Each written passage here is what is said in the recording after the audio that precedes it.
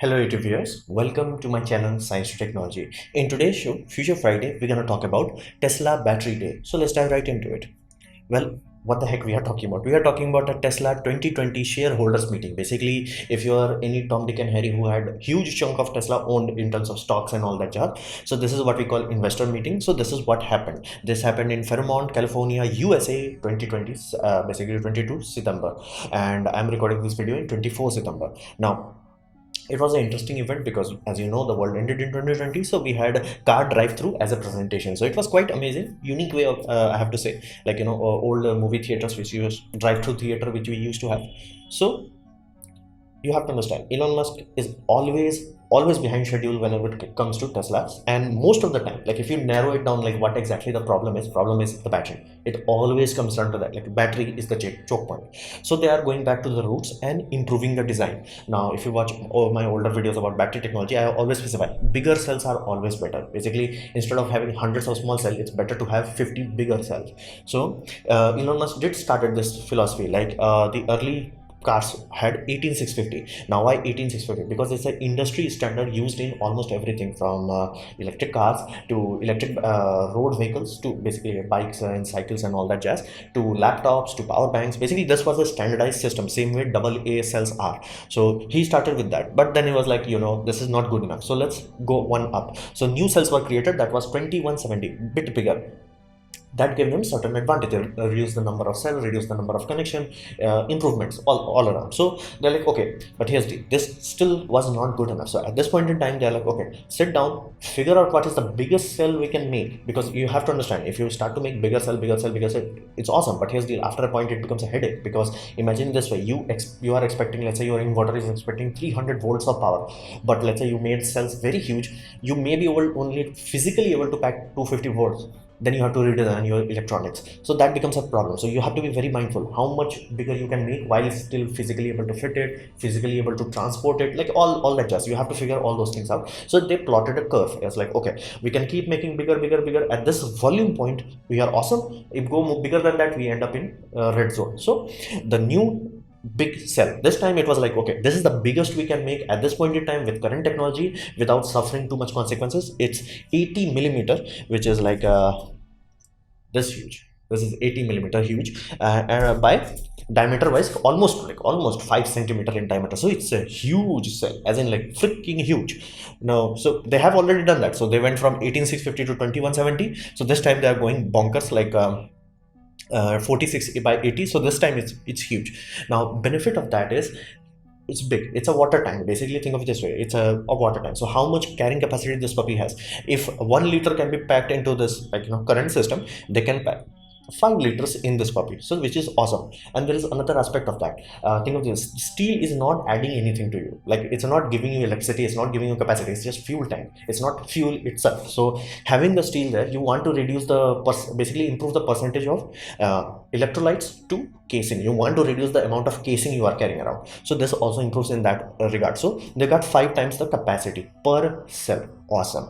Then they built it this huge. Then other problems start to crop in, because in manufacturing you have to be able to make the goddamn thing, otherwise there's no point. So the current system, basically you take, let's say 2170, you unroll it, it's a huge belt. The belt could be as long as 3 meters in this tiny puppy. Yes, it's a huge belt.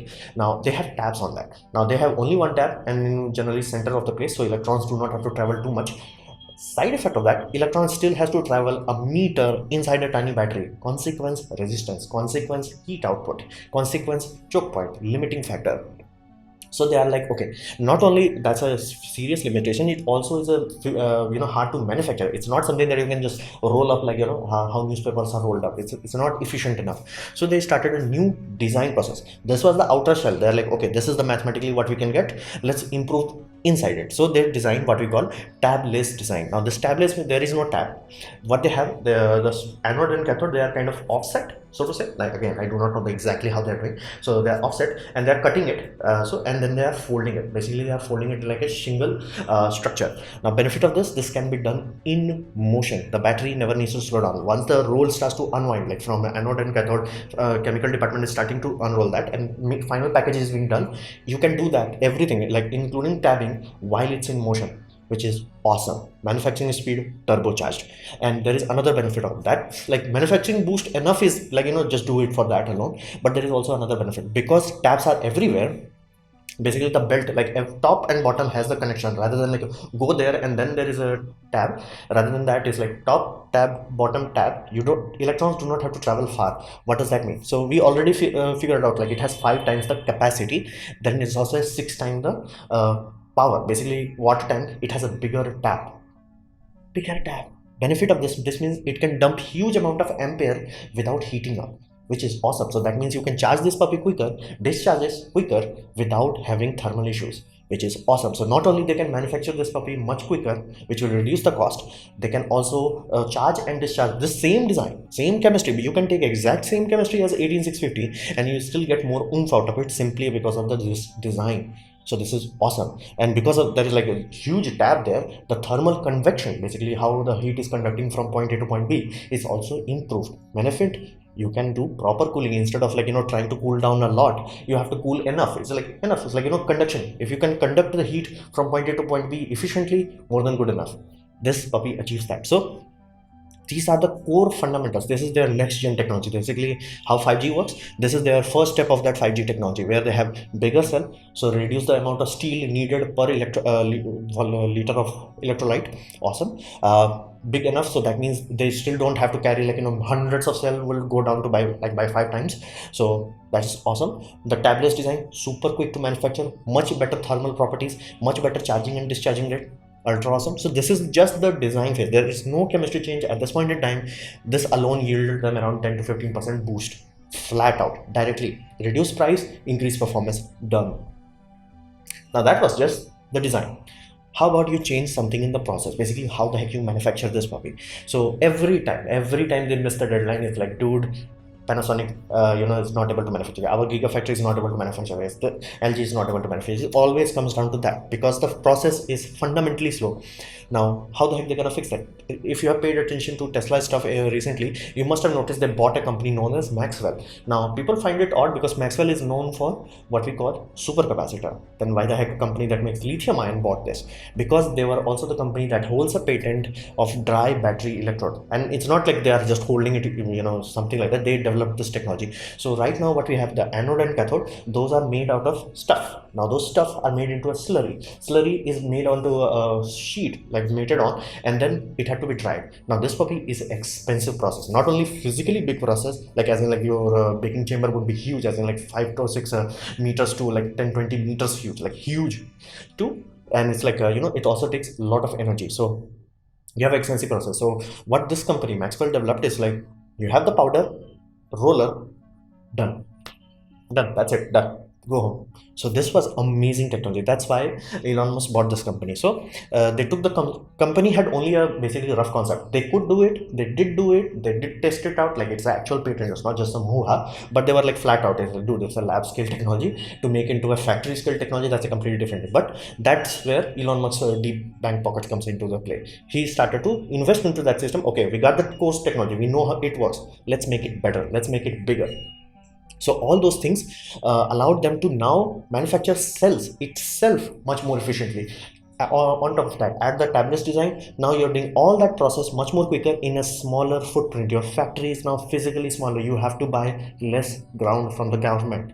Awesome. So this powder to film technology allows them to do super awesome speed, less steep, basically less steps. How many steps they have to go from basically chemistry powder to actual films. That's awesome. High speed. Now this time Elon Musk has also already bought a company that's sole job is to make machinery for manufacturing plants. They're like, okay, you figure it out how to do this as quickly as possible.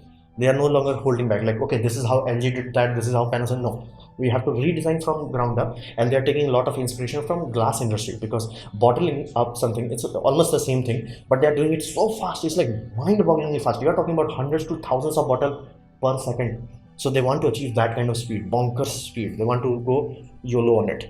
So because the core process is simplified, the tabless design allows you to make each cell quickly enough, and you do not need like huge factory like where you are baking the system, you have to run it slowly and all that mess. They are bypassing all the steps. It can be done. At this point in time, they are now reducing the manufacturing cost by significant margin just by this now. So tablets and the powder tool system, super awesome, fast design, and the core improvements in the factory itself, they will achieve significant margins.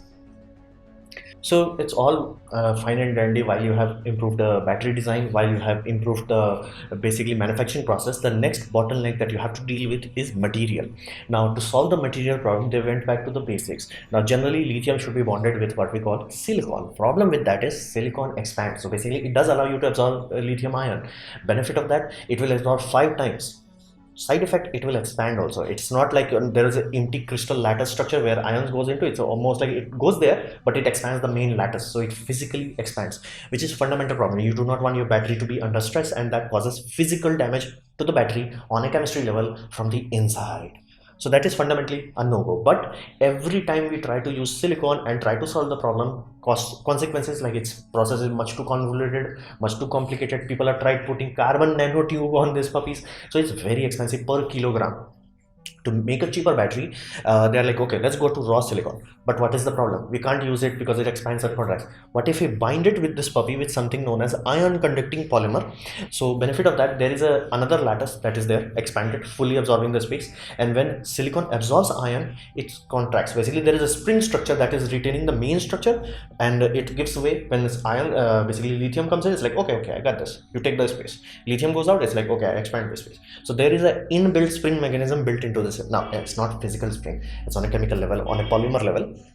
So this allows silicon to expand without damage to the battery and to the life of the silicon itself. So silicon becomes awesome.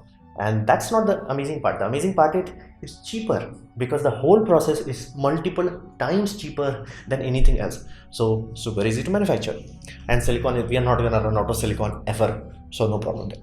Then we come to the cobalt bad mine. They are like, okay, let's let go of cobalt. Now, why do we use cobalt? Cobalt is very high energy density on the basically cathode side, but it does have basically what we call endurance. Basically, if you made a cobalt alloy system, it will withstand charge and discharge cycle for thousands of times. If you used anything else, it will not last as long. So they're like, okay, cobalt, flat out, let it go. What can we do? Nickel is also a second best option. It has even more capacity, but it does not last as long. So they're like, okay, we got the silicon, why don't we utilize the same polymer technology? And again, this is a novel coating they are developing. They are not telling this part, this is top secret. So what exactly they are doing with nickel? The benefit of that, what they are doing with nickel, they are matching the performance of cobalt.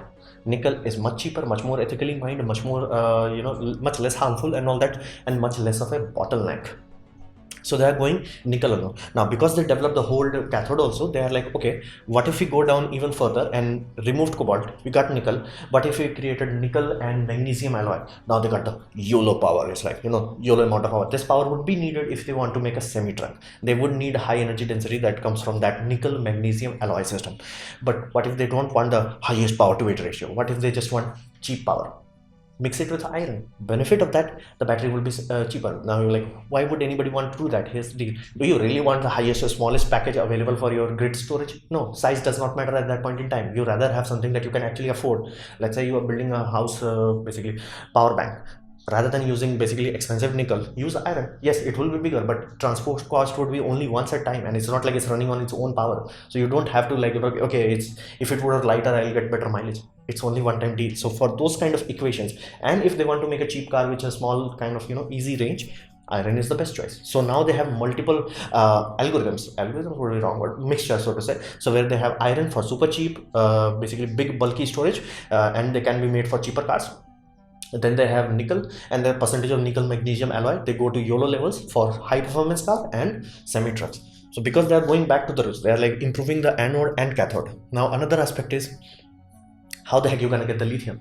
Now lithium, be mindful, is surprisingly abundant in earth, so it's not like it's gonna run out. The only thing is, we haven't been mining lithium properly ever since. Just think of it this way, the amount of crude oil we used to mine, if you look the older technology which we used for like around 18 I'm saying basically 1950s and all that, just we will look like stupid, like what the hell you are doing. That's not how you mine. Like but now we can mine much more efficiently, much more readily. And the oil wells that were inaccessible, like we knew technically it should be there, but we had no way of accessing. We are like, to drill there, like we are drilling kilometers down. Now we are like doing fracking, which is absorbing oil out of the stuff, mixed stuff. So same way lithium can also be done in that same way, where you like, okay, lithium is there, it's mixed with this, but we cannot extract it. With modern technology we can extract it. So Elon's company is like buying a patch of land. Now the amount of land they bought and the area they have analyzed, they realized the fact that North America has more than enough lithium that they can electrolyze 100% of electric car. They will not have to buy a single ton of lithium from anywhere else, which is awesome. And they were creating a basically Tesla acid free saline extraction. Basically the extraction is super complicated. They are like taking the soil, mixing it with salt, extracting the salt plus lithium, then recycling the salt, and then putting back the basically soil back in the ground. So soil will be exactly back put back there without the lithium in it. So it will not be very destructive. It will not be like, huge giant crater. They will not longer do that. And because it's acid free system, it will not be contaminated also. So it's much more efficient, much more refined process of extracting it. So now not only they have refined the silicon aspect, not only they have removed the cobalt aspect, and they are dealing with the nickel side also. They actually talked with the suppliers first hand. It's like, dude, we need hundreds of tons of this, not 1 or 2 ton, hundreds of tons of this. Can you manufacture it? They figured that part out also. And everything else, lithium specifically, they are like, okay, we're gonna deal the manufacturing part ourselves. So end game is Tesla will have 2 factories. One of them would make the physical cathode, another would take care of the lithium side. And all of this will be done directly in USA. Benefit of that would be whenever you are mining from somewhere else, you still have to make the damn thing, and you still have to do transport costs. So they are reducing the transport cost, and because they are doing everything in house, the efficiency is much higher. Benefit of that, the final price drop is significant because of this. So now you can understand, they improve the design, which makes the manufacturing easier. They improve the manufacturing of the chemistry itself, which makes it easier. They improve the material aspect, so it makes it cheaper. So at this point in time, not only they have something better, they also have something cheaper. Now we come to the recycling aspect. At this point, everything is fine and dandy, but people say, oh, what about recycling? We're gonna have so much battery waste. First, that's not an issue. Second, have you not paid attention to how we deal with lead acid batteries? Like, we have figured it out. We know how to recycle batteries. The reason why we don't do it, because it's not in a centralized location. That's a very critical aspect. For example, like I sell a newspaper, like the newspaper that my house gather over, like, a 2 or 3 month, I can sell it to people who collect around the road, and they will give me, like, let's say 8 rupees a kilo. Or I could pile that puppy up. I could pile that puppy up to, like, as high as it can get, let's say 10 kilograms. Then I can sell it to a shop will give me 12 or 13 rupees per kilogram. Much more efficient for me. But imagine if I did that for a whole backyard and then sell it to a corporation that is dealing the recycling. At that point in time, I'll get, like, 30 or 40. So same thing happens with recycling. It's much easier to recycle one large pile rather than like multiple small ones. So cars are one large pile. All the cars goes into same location. As of now, while I'm talking this, basically Tesla company already has a very good track record with recycling their cars, because they have a third party and already figured it out. It's like from day one they had it figured out, like, okay, once our car are destroyed, it's gonna go here, and this is how we can recycle. They taken care of it. Now they are pushing it to one step further, and they're gonna remove the third party and slowly start to do everything in-house. Benefit of that, in-house recycling actually is profitable for them, because that's why once they have the actual factories that make the lithium, make the nickel and all that, at that point it's much easier for them to basically add the extracted material from recycling department. And the core reason why they want to do that is mining. For example, you take 100 tons of ore, you can only get like 1.2% of nickel out of that if it's 100% ore that you are taking. Lithium goes the same, 0.7%, cobalt same, 0.2%. But if you do that same with 1 ton of destroyed cars and all that jazz, you're gonna get 20% nickel back, 2.7% lithium back, and 2% cobalt back. Benefit fundamentally is more beneficial to recycle from a large car rather than recycling from ore. So it's fundamentally more beneficial, and because there is a lag point, that's why people are not easily understanding this. Any car that is sold right now, it's not coming back for at least 25 years. Even the very early electric cars had a lifespan of 10 years. So 10 years is not something that where the hell is going to be recycled? Dude, let the people use it first. So at this point in time, recycling is not very prevalent because it's not over yet. Like, flat out, even the early Nissans, they are still in their warranty period. So flat out. Recycling has been taken care of and has been taken like surprisingly well with every company. They laid down the foundation surprisingly well. Same goes with giant solar farms where like oh, it's much harder to recycle like 10 solar farms like in rooftops versus one huge one. They're like, okay, send the truck, collect there, recycle. So same they are doing it. So they are laying the foundation properly without any fail safe, and it's profitable for them. That's why they will do it. It's not like environment awesome and all that. No, it's profitable, it's money. So that's why they are doing it. And there is a theoretical point where which they will reach, which we call steady states. Basically, car number, there is always the maximum saturation. You will not expect, let's say there is the 300 million people, 300 million car would be there. That's not happening. But let's say there is that 300 million people, 300 million cars, but that's a steady state. You will not have more cars than that.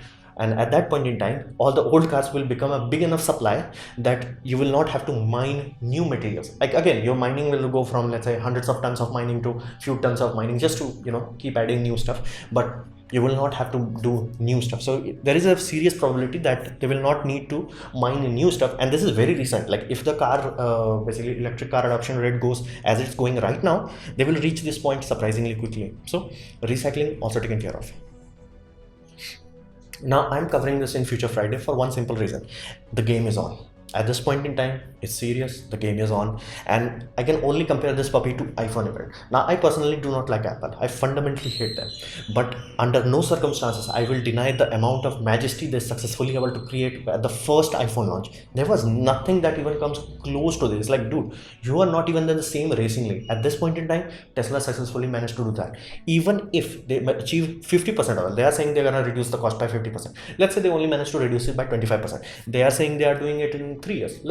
We know Elon Musk timeline, so let's add 6 years to that. But let's say even if they can achieve only that 25% cost reduction and basically 6 year time period, they will still be so far ahead to anything else in the market that fundamentally other competitors will literally go bankrupt. Fundamentally, they are that behind. It's like how Android had to be redone once the launch was done. It's like, dude, we are not in the same league. Like, it's like DOS versus Mac. So fundamentally things have changed. And all the competitors, the reason why all competitors are so bad is simply because there is no person there. Like when I say Audi, do you know person behind Audi? No. Why? Because there is 4 companies that have been combined to make a one company. That's not how car works. Ferrari used to be a dude, and dude had that philosophy. His philosophy showed up in his car. Same happens with Tesla. Elon Musk, his philosophy showed up in his car. So whenever that happens, Steve Jobs, his philosophy showed up in his equipment. The moment you remove this kind of people and replace these people with money making machines, the core dies. And it's instead of become fast, innovating, it becomes bloated. It becomes a very sluggish, very slow responding. It's like, oh, we're gonna change it. Like it took freaking 8 years Sony Alpha camera division to realize, oh, flip out screen is something that we should have had. If they have done that from the early on, they would have a huge chunk of market covered already. So it happens in big corporation. It always happens. They reach a point where they are like just sluggish. And because Elon Musk is like, I do not like his mouth, basically Elon timeline, so to say, but he has absolute passion. It's like, dude, I want to do this. I don't care how long it takes. I don't care how we achieve that, but we have to do this. So that absolute mindset has absolute benefits. So that benefit has to be replicated by other car companies, where they have to be like, okay, we're gonna hire an individual and his vision would be the law, so to say, and we're gonna force ourselves to do that. Because without that, right now there is no Indian car company that can even come close to this. The only thing I can say, like if Mahindra, Tata and Maruti all pile their money together and they start to make the battery factory first, then they might be able to compete. But flat out, the world literally could go into a point where same way Apple became a monopoly. The sole reason Apple is not an absolute monopoly is because Google was lucky enough that they had big enough data, so they had enough muscle. No other car company has the muscle to go against this puppy. So flat out, industry have to wake up. Otherwise they will realize in a point where they're like, oh, your car is made by this, but the actual equipment is made by someone else. Like BMW car with a Tesla battery, Audi car with Tesla battery. So the tried and tested architecture at this point in time is like a cage. So they have to be very mindful and they have to react fast. This is serious, this is real as it gets. So I'm like, it's a big event. So this is why I wanted to cover this puppy in Future Friday. So this was my presentation on Future Friday. I hope you liked it, learn from it. In that case, please click the like button, share it amongst your friends. That will help me a lot. If you didn't like it, didn't enjoy it, I urge you to press dislike, press it twice to show me your disappointment, and please comment, because I try to reply to all of them. Subscribe, press the bell icon if you're free, and as always, thanks for watching.